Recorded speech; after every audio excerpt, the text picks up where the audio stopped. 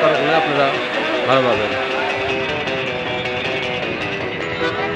এখানে আসলে মূলত একবারে গভীরে ঢোকার চেষ্টা করছি। আসসালামু আলাইকুম, নতুন আরেকটি ভিডিওতে আপনাদের স্বাগতম। আজ আপনাদেরকে জাফলংয়ের মায়াবী ঝর্ণা, জাফলং 0 পয়েন্ট এবং ডাউকি ব্রিজ দেখানোর চেষ্টা করব। এছাড়াও দেখাবো মৌলভীবাজারের ঐতিহাসিক লাউয়াছাড়া জাতীয় উদ্যান। আমাদের সাথেই থাকুন। আপনারা এখন মায়াবী ঝর্ণা পরিদর্শন করছেন।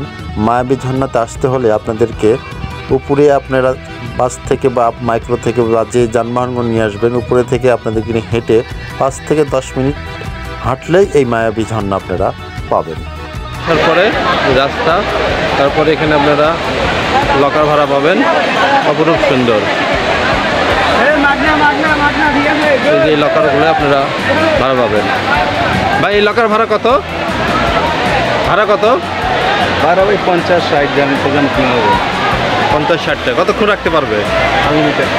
মায়াবী ঝর্ণা পরিদর্শন শেষে আপনাদেরকে 0 পয়েন্ট দেখার উদ্দেশ্যে বেরিয়ে আসতে হবে।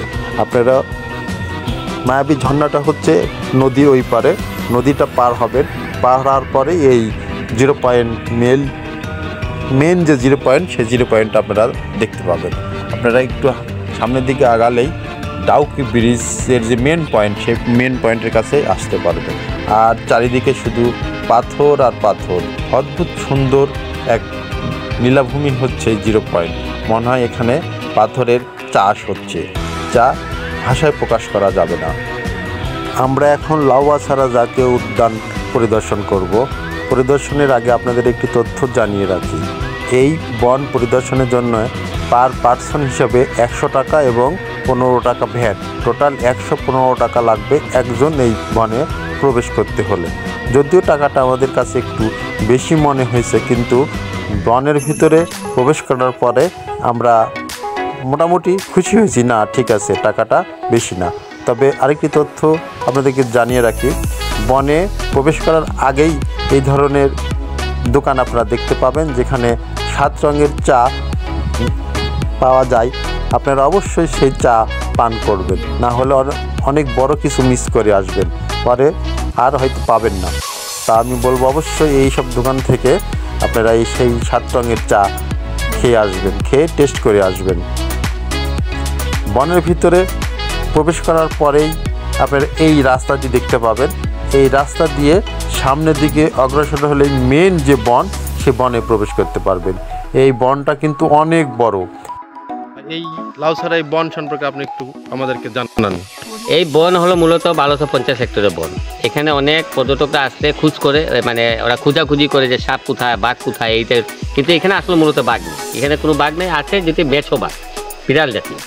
আর আপনারা আছে উল্লুক, হনুমান, বনশুকর, যেমন বিভিন্ন ধরনের সাপ, কিংকুবরা, কালনাগিরি, লাউডুগা, অজগর, এইগুলো আছে। মোটামুটি সব ধরনের প্রাণী আছে। শুধু বাঘ, হাতি, উল্লুক না, হনুমান, এইগুলো সব আছে। কিন্তু বাঘ ভালুক বাঘ। যেখানে দেখছি অনেক করে সিনেমার নাম লেখা আছে, এখানে বাস্তবে কি শুটিং হয়েছে? হ্যাঁ, অবশ্যই বাস্তবে শুটিং হয়েছে। দ্য ওয়াল ইন 18 ডেজ, যেটা জুলবানের ছবি। এটা পরবর্তীতে আপনার জেগি চেনে এটা অ্যাড করে ঢুকেছিল। যেমন আপনার আমার আছে জল, হুমায়ুন আহমেদ সাহেব এটাও এখানে করেছিল। যেমন হানি শঙ্কর সাহেব ইত্যাদি এই সাইনবোর্ডটা তুলে ধরছিল, এটাও এখানে করা হয়েছিল।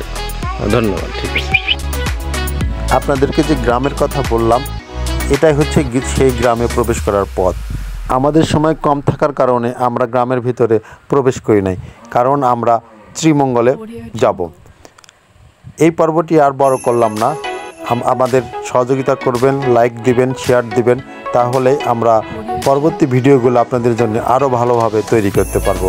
সেই অপেক্ষায় থাকলাম। সবাই ভালো থাকবেন। আসসালামু আলাইকুম।